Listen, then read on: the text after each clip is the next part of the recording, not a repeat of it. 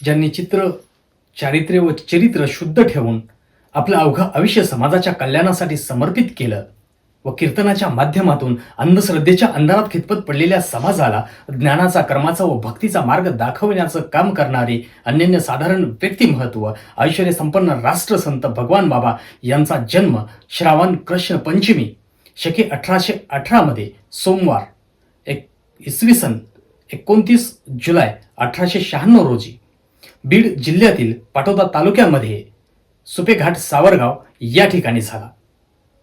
भगवान बाबांचे मूळ नाव आबाजी हे होते, तर वडिलांचे नाव तुबाजी सानप होते, तर आईचे नाव कौतिकाबाई सानप हे होते. आबाजींनी शिक्षणाची सुरुवात गावामध्येच केली. गावामध्ये 2च वर्ग असल्यामुळं पुढील शिक्षण घेण्यासाठी ते मामांच्या गावी लोणी या ठिकाणी गेले. शिक्षण पूर्ण करून गावी परत आल्याच्या नंतर ते गुरंढोरं सांभाळण्याचं काम करू लागले. एके दिवशी गुरं चारत असताना त्या ठिकाणाहून गीतेबाबा महाराजांची दिंडी पंढरपूरला पायी जात होती. दिंडी थोड्या अंतरावर गेली. आबाजीने विचार केला आणि पायातील पादत्राणे काढून टाकले आणि पळत जाऊन दिंडी गाठली व दिंडीमध्ये सामील झाले. लहान मुलगा होता. एवढ्या लहान मुलाला दिंडीमध्ये आपण सामावून घेऊ नये असे वारकऱ्यांना वाटत होते. मात्र आबाजीचा स्वभाव हा मन मिळावं असल्यामुळे त्यांनी पताका घेतला आणि सर्वांच्या पुढे आनंदाने उड्या टाकत चालू लागले. काही काळानंतर ज्या वारकऱ्यांना आबाजी दिंडीमध्ये नको होते त्याच वारकऱ्यांना असं वाटू लागलं की आबाजी हे दिंडीमध्ये हवेत असं वाटू लागलं आणि मजल दर मजल करत असताना ते विठ्ठलाच्या पंढरीमध्ये पोहोचले आणि विठ्ठलाचं दर्शन घेतल्यानंतर आबाजीला या ठिकाणी अत्यानंद झाला आणि ते आनंदामध्ये रंगून गेले, डुंबून गेले. विठ्ठलाच्या मूर्तीकडं पाहत एका खांबाला टेका देऊन बसले आणि जेव्हा ते बसले होते तेव्हा विठ्ठलाकडं पाहिलं आणि त्यांना असं लक्षात आलं की विठ्ठल म्हणजे विधाता, ब्रह्मा विष्णू आणि महेशाचं रूप म्हणजे विठ्ठल. ज्या विठ्ठलाच्या मंदिरामध्ये ते बसले होते ते मंदिर म्हणजे मांगल्य, दिव्यता आणि रम्यते असणार ठिकाण. आणि या ठिकाणी ते विठ्ठलाच्या मूर्तीकडे पाहून आनंदामध्ये रंगले असताना त्यांच्या डोक्यामध्ये विचार आला गावाकडचा आणि गावाकडचा समाज हा आपला कशा पद्धतीनं जगत आहे याचा विचार करताना काम, क्रोध, मोह, माया, मत्सर, अंधश्रद्धा याच्यामध्ये खितपत पडलेल्या समाजाला बाहेर काढण्यासाठी त्यांना ज्ञान देण्याची गरज आहे याचा विचार त्यांनी केला. आणि मी माझ्यासाठी जगतो, मी माझ्यासाठी मरतो, आरशात पाहून स्वतःलाच नमस्कार करतो या संकुचित वृत्तीला छेद देऊन या समाजाचं कल्याण करण्याचा निर्धार त्यांनी पंढरपूरमध्ये विठ्ठलाच्या मंदिरामध्ये बसले असताना केला.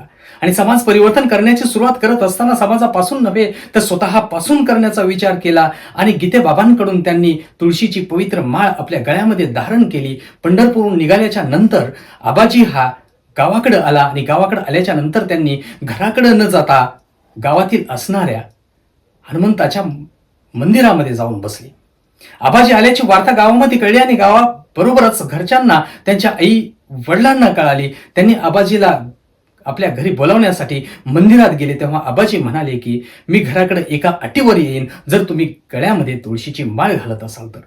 आणि सर्व सदस्यांनी मान्य केलं आणि आबाजीनं परिवर्तनाची सुरुवात स्वतःपासून व स्वतः बरोबर आपल्या कुटुंबियांपासून केली आणि समाज सुधारणेचा वसा त्यांनी घेतला. नारायणगडावर माणिक बाबा विजयादशमीच्या दिवशी येणाऱ्या भक्तांना गुरुमंत्र देण्याचं काम करत होते. आबाजी सुद्धा गेला आणि माणिक बाबांना म्हणाला की बाबा मला गुरु मंत्र द्या. माणिक बाबांनी विचार केला, हा लहान आहे, गुरुमंत्र देण्यासाठी मनाची एकाग्रता हवी आहे, मनावर नियंत्रण हवं आहे, गुरुवर श्रद्धा असायला पाहिजे. या लहान बालकाला आपण काय गुरुमंत्र देणार आहेत. तेव्हा आबाजीनं हट्ट केला.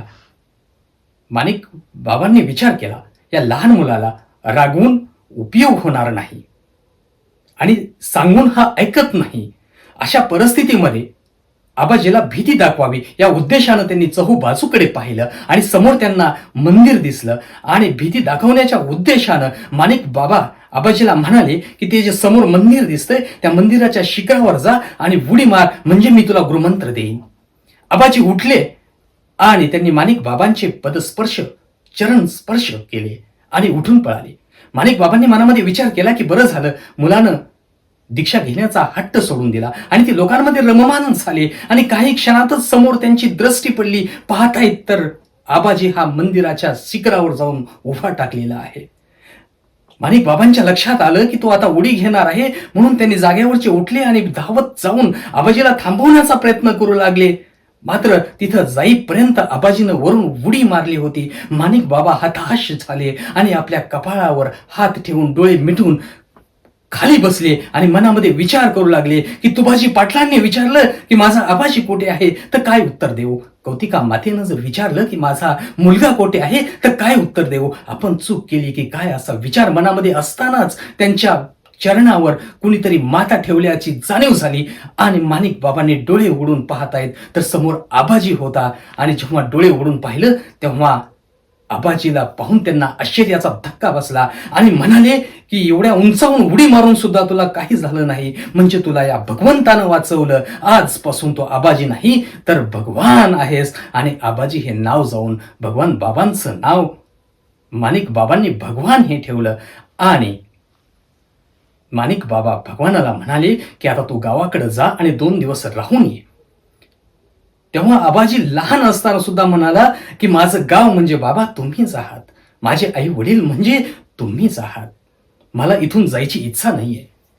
तेव्हा माणिक बाबा म्हणाले की मी तुला कायमचा तिकडे पाठवत नाही, तर तू 2 दिवसासाठी जा आणि परत ये.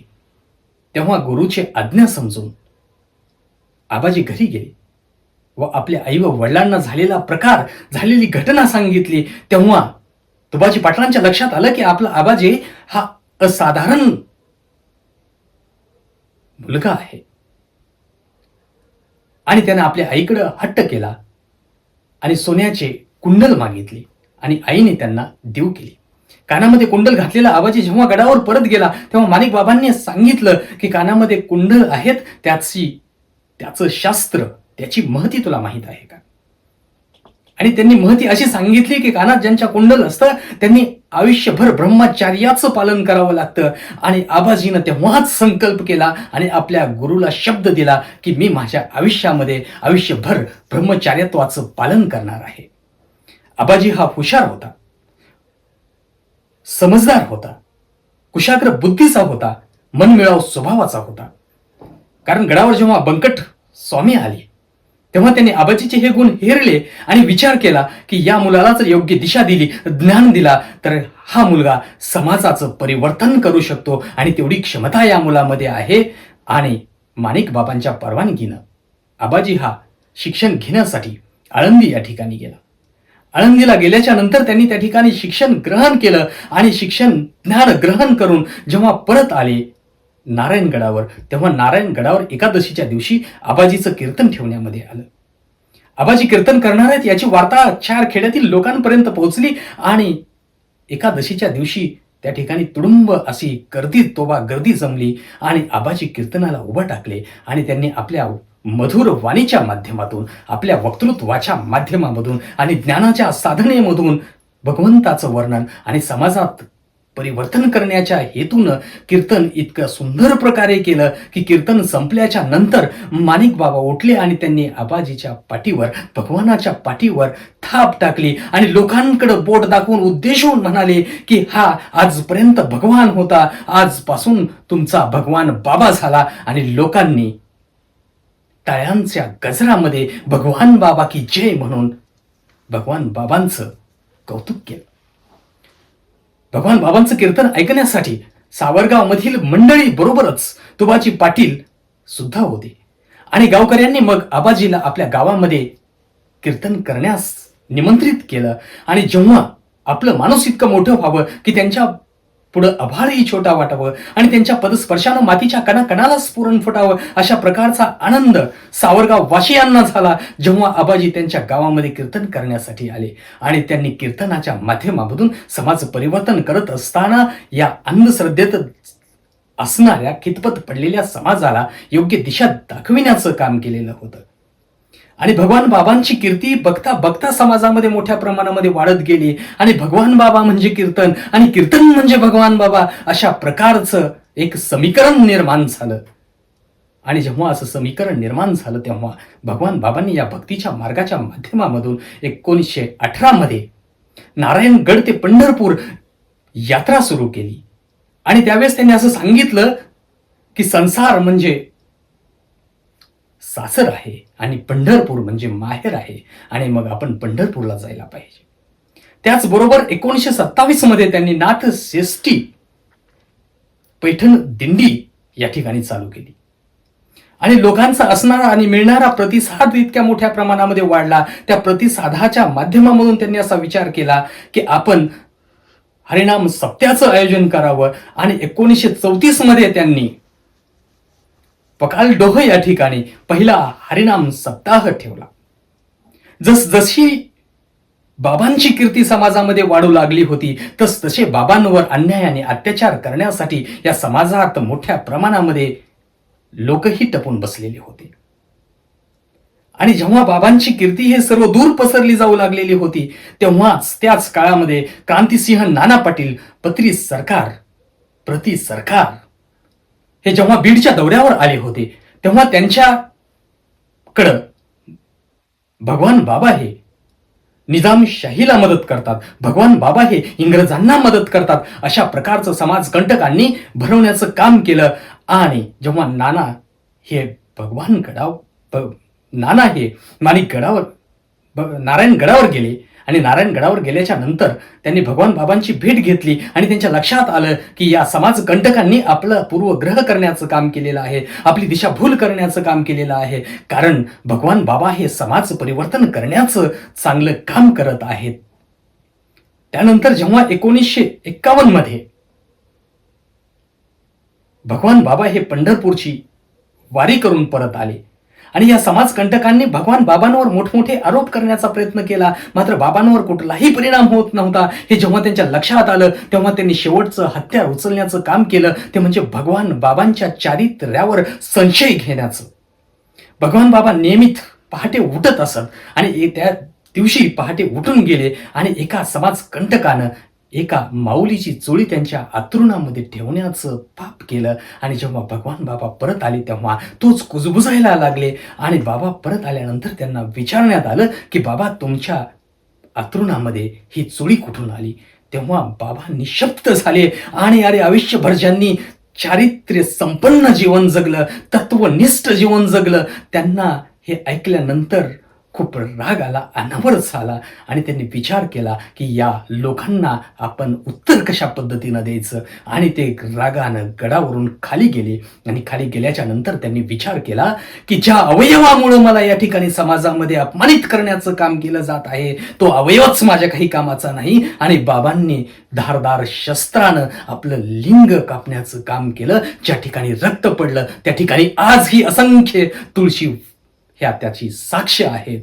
आणि बाबांनी हे केलेलं कृत्य पाहिल्याच्या नंतर ज्या समाजकंटकांनी बाबांवर आरोप करण्याचं काम केलं होतं त्यांनाही आपण चुकलोत, आपण खजील झालोत याची जाणीव झाली. मात्र त्यानंतर भगवान बाबांचं नारायणगडावरचं मन उडालं आणि त्यांनी नारायणगड सोडून दिला आणि धुम्यगडावर गेले आणि धुम्यगडावर त्यांनी मोठ्या प्रमाणावर आणि सुंदर अशी वास्तूची निर्मिती केली आणि त्या वास्तूच्या निर्मितीला व उद्घाटनासाठी यशवंतराव चव्हाण यांना बोलावलं आणि यशवंतराव चव्हाणांनी भाषणामध्ये असं सांगितलं की आजपासून हा धुम्यागड नाही तर हा भगवानगड आहे आणि भगवानगडाचं नामकरण करण्यात आलं. भगवान बाबांनी आपल्या कार्याच्या माध्यमामधून समाज परिवर्तन करत असताना या समाजामधील अंधश्रद्धेनं खितपत पडलेल्या लोकांबरोबरच शिक्षणाचं महत्त्व या समाजाला पटवून देण्याबरोबरच त्यांनी या ठिकाणी भगवानगडावर शाळेची स्थापना केली.